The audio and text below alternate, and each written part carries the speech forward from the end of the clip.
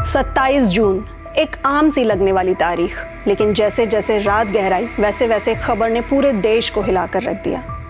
Social media की screen पर एक लाइन चमकी, शफाली जरीवाला अब इस दुनिया में नहीं रही। और उस एक लाइन ने लाखों दिलों की धड़कनों को रोक दिया। कांटा लगा गर्ल, वो चेहरा जो कभी टीवी स्क्रीन पर बिजली की तरह चमकता था, अब बस एक याद बनकर रह गया। 42 साल की उम्र, कोई उम्र होती है जाने की, लेकिन मौत वक्त नहीं देखती, उम्र नहीं गिनती।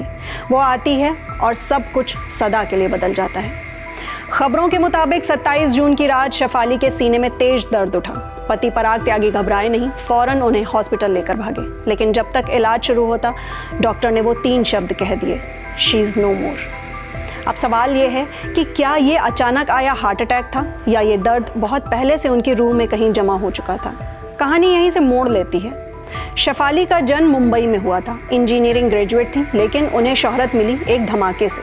कांटा लगा, इस गाने ने उन्हें रातों रात स्टार बना दिया। लेकिन स्टारडम के पीछे थी एक अदृश्य लड़ाई। एक इंटरव्यू में उन्होंने खुद कहा था कि मैं 15 साल की थी जब मुझे पहला मिर्गी का दौरा पड़ा। क्लासरूम, स्टेज, सड़कों पर कभी भी गिर जाती थी। मैं एक ऐसी बीमारी से लड़ रही थी जो मेरी मुस्कान के पीछे छिपी थी। लोग पूछते कि तुम ज़्यादा काम क्यों नहीं करती, और अब वो जवाब देती थी, क्योंकि मुझे नहीं पता होता था कि अगला दौरा कब आएगा। 15 साल तक शफाली इस बीमारी से लड़ती रही। आखिरी इंटरव्यू में उन्होंने गर्व से कहा था कि अब मुझे 9 साल से कोई दौरा नहीं पड़ा।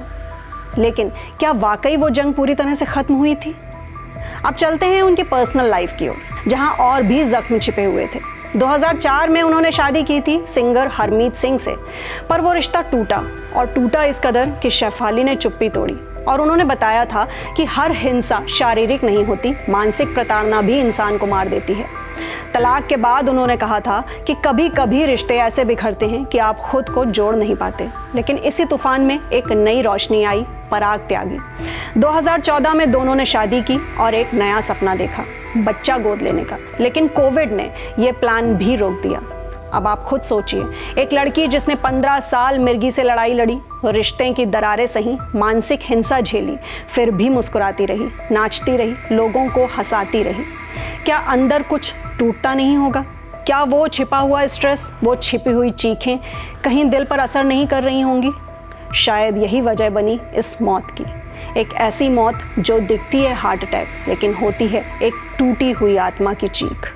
तो अगर आप भी शफाली और उनके टूटे हुए परिवार के लिए भेजना चाहें संवेदनाएं, तो शेयर करें हमें कमेंट सेक्शन में, और साथ ही साथ ऐसे ही एक्सप्लेनर्स के लिए फॉलो करें हमारे INX लाइव को।